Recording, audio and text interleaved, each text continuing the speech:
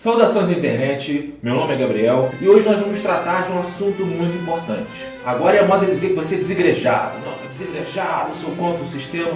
Se liga no vídeo de hoje porque o vídeo de hoje está igrejado.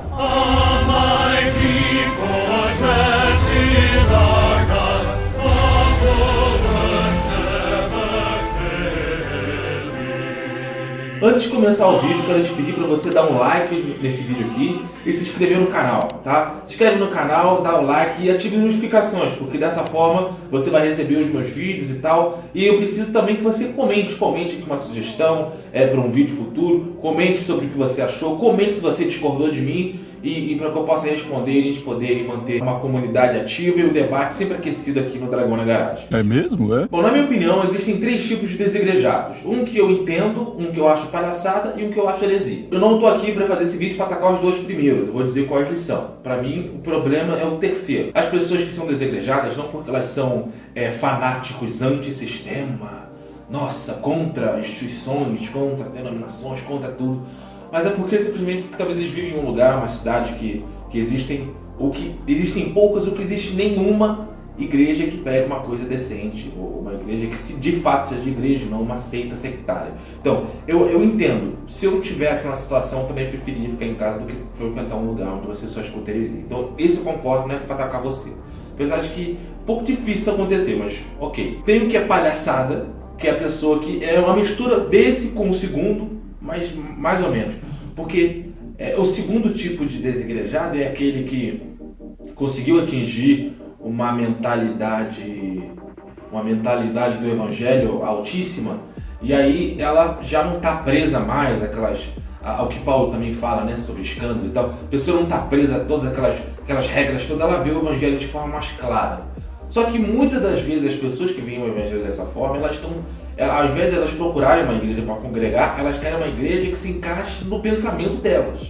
E às vezes o pensamento nem está errado, mas isso aqui eu acho que é demais, acho que essa liturgia é demais, acho que essa tradição aqui é demais, acho que isso aqui que faz na igreja é demais. A gente precisa ser mais simples. Cara, primeiramente que a igreja não está aí para agradar você. A igreja está ali para você congregar com seus irmãos e adorar a Deus. Esse é o ponto principal. Você não está focando nisso, você já começa totalmente errado. Na minha opinião, isso é só palhaçada, tá? É só... Ai, meu Deus do céu, eu sou diferente. Mas você não é nada diferente, tá? Então toma vergonha na cara, vai lá, pesquisa uma igreja que fala a verdade. E às vezes ela não vai ter o molde institucional, litúrgico, tradicional que você imagina na tua cabeça. Mas se ela prega a verdade, é o evangelho e ali acabou. Se firme em um lugar, é importante que o cristão se firme em um lugar. E agora tem o terceiro tipo, que são os hereges antissistema, que utilizam e deturpam a escritura e um monte de coisa para poder colocar as suas práticas heréticas em pauta, né, nas coisas. Alguns exemplos de expoentes dos desigrejados, exemplo deles é o Caio Fábio, o Mário Persona, o irmão Rubens, são pessoas que pregam esse tipo de heresia, pregam esse tipo de coisa. O problema dos desigrejados é que muitas vezes eles se apropriam de textos que de fato falam sobre uma união mística e invisível do corpo de Cristo, que é isso que é a igreja, né? Não é você que é a igreja, nós, né? Todos os cristãos, nós somos a igreja. E eles acabam se apropriando disso para poder criar uma mentalidade anti-instituição, anti-igreja, anti-templo, anti-pastor, anti-tradição, anti-liturgia, anti-tudo. Então eles usam esses textos para poder validar a sua incapacidade de compreender e de aceitar o evangelho puro e simples e salvador. Então eles têm que manipular, né? Até porque como que eles vão ganhar dinheiro, né? Vou ler alguns textos aqui para mostrar para você que no tempo apostólico os cristãos se reuniam no templo. Em Atos capítulo 2, do versículo 46 e 47 diz: todos os dias continuavam a reunir-se no pátio do templo, partiam o pão em suas casas e junto participavam das refeições com alegria e sinceridade de coração, louvando a Deus e tendo a simpatia de todo o povo. E o Senhor lhes acrescentava todos os dias os que iam sendo salvos. No mesmo livro de Atos, mais à frente, no capítulo 3, também diz o seguinte: certo dia, Pedro e João estavam subindo ao templo na hora da oração, às 3 horas da tarde. Estava sendo levado para a porta do templo chamada Formosa, um aleijado de nascença, que ali era colocado todos os dias para pedir esmola aos que entravam no templo. Vendo que Pedro e João iam entrar no pátio do templo, pediu-lhes esmola. Pedro e João olharam bem para ele, então Pedro disse: olhe para nós. E você pode continuar lendo o texto para ver o que eles fizeram. Pedro e João estavam indo no templo. Se Pedro e João fossem antissistema, anti-tempo, eles não estariam fazendo isso. Aí você pode argumentar, mas depois você pega na Bíblia, em alguns lugares da Bíblia, que diz que os cristãos estavam reunindo em casa. Sabe por que os cristãos estavam reunindo em casa? Os cristãos não estavam se reunindo em casa porque Pedro e João e os apóstolos falaram assim, gente, olha só, a partir de hoje, né, tá proibido no templo, né, a gente tem que ser uma organização sem organização, tem que ser pessoas sem instituição, e eles já fazem em casa. Não, as pessoas estavam fazendo as reuniões e os cultos em casa, sabe por quê? Porque se fizesse no templo, morria. Entendeu? Os judeus e os romanos estavam perseguindo os cristãos. Se fizesse no templo, ia morrer. Se fizesse em outro lugar público, ia morrer. Para não morrer, você vai em casa. E mesmo fazendo em casa, tinha gente que entrava, os romanos, os judeus entravam na tua casa e te matava. Você era herege, na seita dos nazarenos. Muitos desigrejados argumentam o caso porque, não, mas Jesus disse que o templo ia ser destruído. Cara, Jesus não disse que o templo ia ser destruído por causa dessa bobeira que tu tá falando, não. O objetivo que Cristo estava dizendo que o templo seria destruído é uma profecia que não tem nada a ver com isso. E de fato, realmente, depois, como falei aqui, os cristãos se reuniam em casas. Correto. Mas depois que a perseguição acabou no século IV, nós temos relatos dos cristãos se organizando em lugares públicos, construindo as primeiras igrejas, onde eles podiam congregar em paz, com os seus direitos garantidos. Então não tem nada a ver com antissistema, com anti-instituição. Não tem base nenhuma o que você acredita. Não tem base nenhuma o que Caio Fábio acredita, o que todas as pessoas acreditam. Nenhuma. Alguns proselitistas desigrejados, né, os que acreditaram, que se converteram aos desigrejados, eles utilizam Atos 17 e 24 para colocar as suas teses em prática, né, para dar credibilidade para ela. Né? Aquele trecho nos diz que Deus não habita em templos feitos por mãos humanas. Todo mundo conhece isso. Enfim, esse versículo também não pode ser utilizado para poder colocar a sua crença em desigrejados, coisas assim, em prática e trazer credibilidade para você. O templo, né, o lugar, ele não é a igreja. A gente chama de igreja porque é ali que nós nos reunimos como igreja. Mas não é igreja. Igreja não somos nós, um corpo místico de Cristo. Né?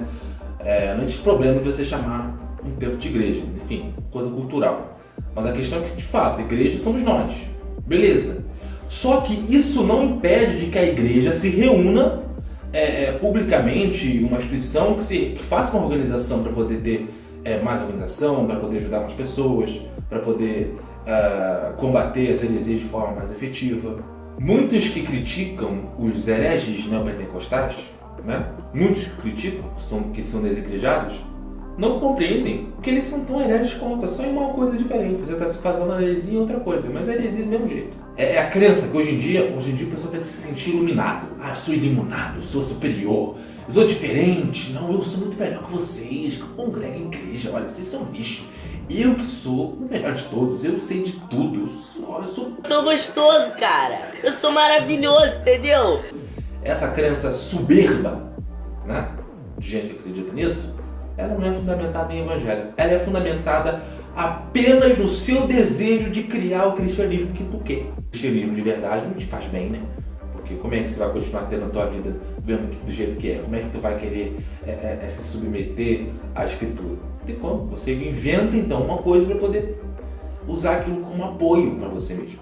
Muitos desses hereges desigrejados aí, porque eu vou dizer que é herege, muitos deles não creem em coisas básicas do cristianismo, nos dogmas básicos do cristianismo. Não acreditam no batismo, não acreditam na inspiração da escritura, não acreditam na Santa Ceia. Sabe? Umas coisas assim que você não pode nem ser chamado de cristão. Se você não acredita, você não é cristão, tá? Pra começar. E eu não estou nem falando de diferença de denominacional ou qualquer coisa assim, não. Estou falando se você não crê nessas coisas, a coisa básica desses elementos, desses sacramentos, essas coisas assim. Se você não crê nisso, meu querido, foi herege, o que eu posso fazer? Caio Fábio, por exemplo. Caio Fábio defende legalização de droga, defende aborto, defende casamento gay, homossexual. Rubens Sodré, por exemplo, que disse que a Bíblia mente. Se você viu o nosso vídeo da Escritura, você vai entender. Eu sugiro que veja. Ele disse que a Bíblia mente só porque a Bíblia relata gente que mente. Mongolete, velho, isso. Sem lógica, velho. Sem lógica, cara, não tem sentido. Cara, não faz sentido. Não faz sentido isso. Você tá escrevendo um negócio, fulano mentiu. Ah, você mentiu porque você disse que fulano mentiu. Não faz sentido, você tá relatando um fato. Fulano mentiu. Cara, é de uma esquizofrenia que eu não consigo pensar, eu não consigo entender como os caras conseguem chegar nessas conclusões idiotas. Todos eles, sem exceção nenhuma, demonizam o dízimo, que eu concordo que, de certa forma, em algumas igrejas tu tem que criticar, né, porque é um abuso. Mas muitas dessas pessoas, desses líderes dos desigrejados, é até interessante porque não é uma instituição, mas tem líder, né? Bizarro. Aí, como que funciona? Eles criticam muito o dízimo, e aí o dízimo total.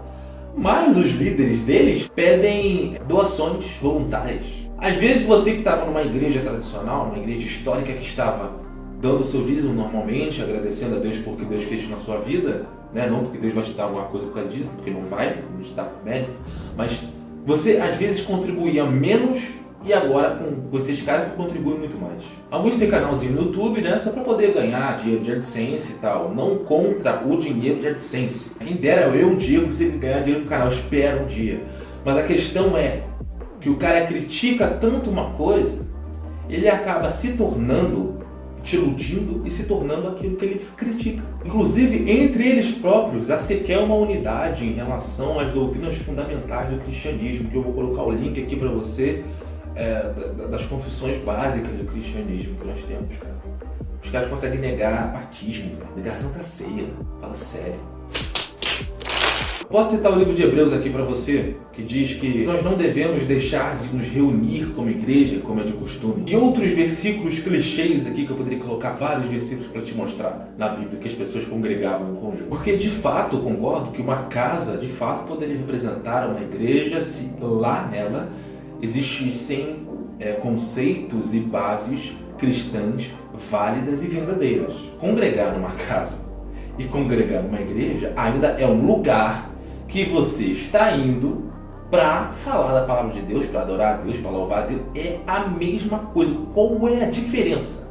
Não existe diferença. Os desigrejados também, eles criticam as denominações ou as tradições cristãs pelo simples fato de serem denominações. Não pode, você não pode se chamar de igreja batista ou igreja presbiteriana. Tem que chamar de igreja, não pode ter um subtítulo. Só que, por que tu se chama de desigrejar? Não é o nome que você está dando para você mesmo? Os próprios seguidores do Caio Fábio têm Ministério Caminho da Graça. Você não está dando nome. O próprio passar do tempo vai fazer os membros da tua seita ou qualquer coisa, tua reunião, se chamar de alguma coisa.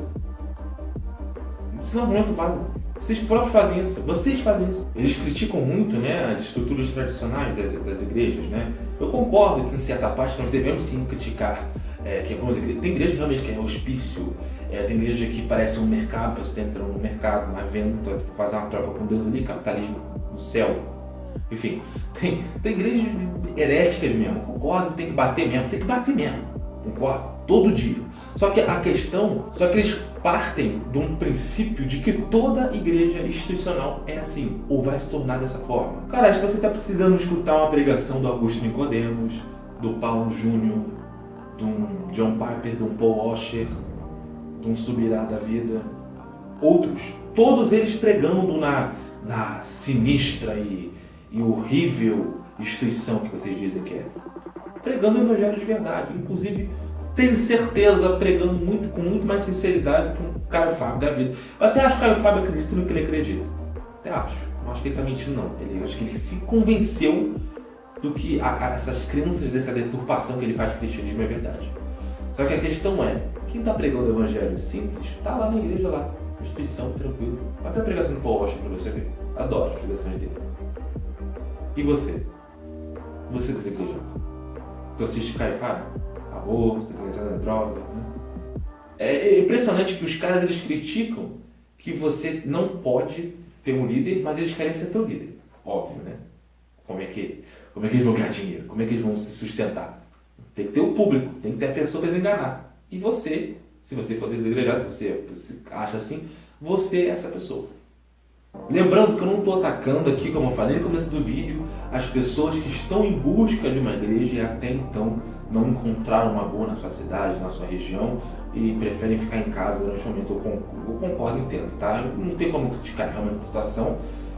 Desferir sim uma crítica para as pessoas que querem a igreja do jeito que ela tem que ser, mas eu espero que você procure uma igreja para você congregar. O objetivo do vídeo aqui é refutar mesmo o herege que fala que não pode ter instituição e todo esse tipo de coisa. Então, se inscrevam no canal, ative as notificações, dê um like no vídeo para a gente poder se motivar cada vez mais, botar conteúdo aqui na internet. Você tem uma dúvida? Você tem uma pergunta? Você tem uma sugestão? Você tem uma coisa a acrescentar ao que eu falei? Você tem uma coisa a refutar ao que eu falei? Então, comente aí embaixo, é muito importante. O like, a inscrição e o comentário são coisas muito importantes, porque o comentário eu consigo entender o que você sentiu, o que você falou e a sua sugestão, para que eu também possa, inclusive, aprender com você se você tiver alguma coisa a me ensinar. É isso, agradeço por você ter assistido o vídeo até aqui, graça e paz. Tchau, tchau. Like a mighty fortress, he's our God. Ele acaba se apropriando disso para poder criar Ele acaba... Então, eles criam... Peraí. When enemies surround us, rising like a flood, they break into pieces, swallowed in dust.